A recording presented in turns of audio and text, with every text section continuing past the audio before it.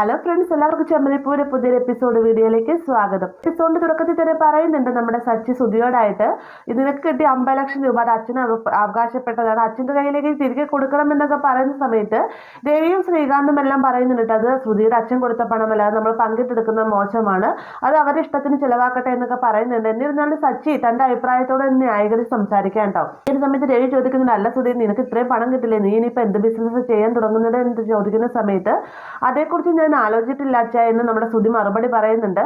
പെട്ടെന്ന് സച്ചി പറയണം, ഈ പണം എന്ത് ചെലവാക്കുമെന്ന് അച്ഛൻ പ്രത്യേകിച്ച് ചോദിക്കേണ്ട കാര്യമൊന്നുമില്ലല്ലോ, അവന്റെ ഇരിക്കുന്ന 25 ലക്ഷം രൂപ അവന്റെ 25 പൈസയാക്കി തരും, അതുപോലെ ചെലവാക്കാൻ അവരറിയാം എന്നൊക്കെ സച്ചി പറയുന്ന സമയത്ത് സുധി പറയുന്നുണ്ട്, അച്ഛയോട് സുധിനെ കളിയാക്കാൻ നിർത്താൻ പറ, സുധീനെ ആരും നിന്നെ കളിയാക്കാൻ പാടില്ല, സുധീനെ ഇത്രയും നാളും കളിയാക്കാവരെല്ലാം തന്നെ സുധീനെ കാണുന്ന സമയത്ത് മൂക്കത്ത് വരെ കെട്ടി നാണം കിട്ടിയിരിക്കും എന്നൊക്കെ ശ്രുതി പറയുന്ന സമയത്ത് അത് ശരിയാണ്, ഇവന് നേരത്തെ അമ്പലങ്ങളിൽ നിന്ന് ഞാൻ കൊണ്ടുവന്ന സമയത്ത് ആളുകളെല്ലാവരും ഇവനെ കണ്ട മൂക്കത്ത് വിരൽ വെച്ചിരുന്നായിരുന്നു എന്ന് സച്ചി മറുപടി പറയുന്നുണ്ട്.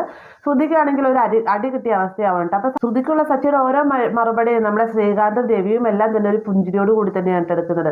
അങ്ങനെ ഇവർ തമ്മിൽ സംസാരിച്ചുകൊണ്ടിരിക്കുന്ന സമയത്ത് അവസാനം ചന്ദ്രൻ പറയുന്നുണ്ട്, മതി അവർക്ക് കിട്ടിയ പണം അത് അവരെന്നെ ചെയ്തോട്ടെ, രേവതി ഇവരോട് മിണ്ടാതിരിക്കാനൊക്കെ പറയുന്ന സമയത്ത് രേവതി സച്ചിയോടായിട്ട് പറയുന്നുണ്ട്, സച്ചിയായിട്ട് നിങ്ങളൊന്നും മിണ്ടാതിരിക്കാതെ അവർക്ക് കിട്ടിയ പണമല്ലേ, അവരെന്താ വെച്ച് കാണിച്ചോട്ടെ എന്നൊക്കെ പറയുകയാണ്. അതിനുശേഷം ചന്ദ്രൻ രേവതിയോട്ട് പറയുന്നുണ്ട്, രേവതി ഇവർക്കുള്ള ജ്യൂസ് കൊണ്ട് കൊടുക്കുക, ഇവരാകെ ടയർഡായിട്ടാണ് വന്നിരിക്കുന്നതെന്ന് പറയുന്ന സമയത്ത് അതിന് ഇവർ നൊയമ്പിന്റെ സമയത്ത് ജ്യൂസ് കുടിക്കാൻ പറ്റുമോ എന്ന് സച്ചി ചോദിക്കുന്ന സമയത്ത് അതിനിപ്പോൾ എന്താ ജ്യൂസ് കുടിച്ചെന്ന് വെച്ചാൽ ഒരു കുഴപ്പമില്ല മോളെ, ഒന്ന് കുറച്ച് വെയിറ്റ് ചെയ്യാം, ആൻറ്റി എന്നെ ഉണ്ടായിക്കൊണ്ട് വരാമെന്ന് പറഞ്ഞുകൊണ്ട് ചന്ദ്രൻ നേരെ അടുക്കളയിലേക്കായിട്ട് ചെല്ലാൻ കേട്ടോ.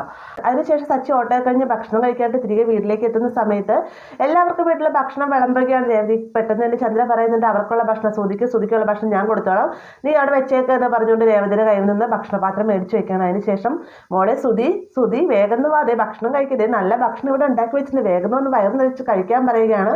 അങ്ങനെ നമ്മുടെ ശ്രുതിയോടുള്ള നമ്മുടെ ചന്ദ്രയുടെ സ്നേഹം കാണുമ്പോൾ തന്നെ രവിയോടായിട്ട് സച്ചി പറയുന്നുണ്ട്, അച്ഛ പണം കിട്ടിയതിന്റെ സ്നേഹം കണ്ടില്ലേ, 25 ലക്ഷമാണ് സുധിയുടെ അക്കൗണ്ടിൽ കിടക്കുന്നത്, അതിന്റെ സ്നേഹമാണ് ഈ കാണുന്നത്, പണത്തിന്റെ മൂല്യത്തിൽ സ്നേഹം കണക്കാക്കുന്ന ഒരാളെ ആദ്യമായിട്ടാണ് ഞാൻ കാണുന്നത് എന്നൊക്കെ പറഞ്ഞുകൊണ്ട് സച്ചി രവിയോട് പറയുന്ന സമയത്ത് നീ മിണ്ടാതിരിക്കണ എന്ന് രവി മറുപടി പറയുന്നുണ്ട്.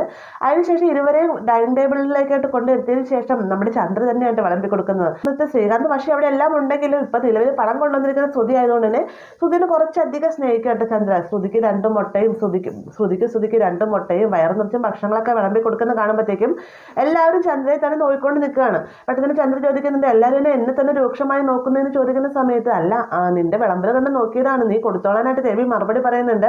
ഈ ഒരു സമയം സച്ചി പറയുന്നുണ്ട്, അല്ല ഈ മുട്ടയെ കൊടുത്തു കഴിഞ്ഞാൽ അങ്ങനെ ശരിയാകുന്ന പാർലറെടുത്ത് വ്രതം നോക്കുന്നതല്ലേ എന്ന് ചോദിക്കുന്ന സമയത്ത് ചന്ദ്ര ഒന്ന് ആലോചിക്കുകയുണ്ട്. അതിനുശേഷം സച്ചി വീണ്ടും പറയുന്നുണ്ട്, ഈ വ്രതം എടുക്കുന്ന സമയത്ത് മുട്ട കഴിച്ചു കഴിഞ്ഞാൽ ദൈവകോപം ഉണ്ടാവും, അത് മാത്രമല്ല നമ്മൾ ആഗ്രഹിച്ച കാര്യങ്ങളൊന്നും നടക്കുകയും ചെയ്യില്ല, ഇനിയിപ്പോൾ ഒരു 25 ലക്ഷം കൂടി ഇങ്ങോട്ടേക്ക് വരാനുണ്ടെന്നല്ലേ പറഞ്ഞത്, അതും കൂടെ നഷ്ടപ്പെട്ടു പോകുമെന്നൊക്കെ ഇങ്ങനെ സച്ചി പറയുന്ന സമയത്ത് വേഗം തന്നെ ചന്ദ്ര പറയുന്നുണ്ട്, അയ്യോ അത് ഞാൻ മറന്നുപോയി മോളെ സുധി, നീ വ്രതം നോക്കണം, ഇവർക്ക് കഴിക്കാനുള്ള ഉപ്പിട്ട കഞ്ഞി ഇവിടെ എവിടെയാ രേവതി എന്ന് ചോദിക്കുന്ന സമയത്ത് ഇവിടെ തന്നെ ഇരിക്കുന്നുണ്ട്, അത് വിളമ്പി കൊടുത്തലാനായിട്ട് നമ്മുടെ രേവതി പറയുകയാണ്. അങ്ങനെ നമ്മുടെ ശ്രുതിയുടെ കയ്യിൽ നിന്ന് ആ മുട്ടയോട് കൂടിയുള്ള പാത്രം മാറ്റി വെച്ചതിന് ശേഷം കഞ്ഞി വിളമ്പി കൊടുക്കുകയുണ്ടോ. ഈ ഒരു സമയത്ത് ശ്രുതി വേഗം മുട്ട കഴിക്കാൻ തുടങ്ങുന്ന സമയത്ത് സച്ചി പറയുന്നുണ്ട്, ഇതെങ്ങനെ ശരിയാവും, അവന്റെ ഭാര്യ വ്രതം എടുത്തുകൊണ്ടിരിക്കുന്ന സമയത്ത് ഇവനെങ്ങനെ മുട്ട കഴിക്കും, എടാ നിനക്ക് 25 ലക്ഷം രൂപ വന്നിട്ട് ഇത് പുതിയൊരു ബിസിനസ് തുടങ്ങാനുള്ളതാണ്, ഈ ഒരു മുട്ട കഴിച്ച് വെറുതെ നിന്റെ വ്രതം തെറ്റിക്കാൻ നോക്കണ്ടേ എന്നൊക്കെ സച്ചി പറയുമ്പോഴത്തേക്കും അതിന് മുട്ട നോൺ വെജ് ആണ് നിന്നോട് ആരാ, മുട്ട വെജിറ്റേറിയൻ ആണ് എന്ന് നമ്മുടെ ശ്രുതി കഴിക്കാനുള്ള ആഗ്രഹം കൊണ്ട് പറയുകയാണ്. പെട്ടെന്ന് തന്നെ സച്ചി പറയുന്നുണ്ട്, ഓഹോ അങ്ങനെയാണെങ്കിൽ മുട്ട ഇടുന്ന കോഴിയും വെജാണെന്നാണ് നീ പറയുന്നതെന്ന് സച്ചി ചോദിക്കുന്നുണ്ട്.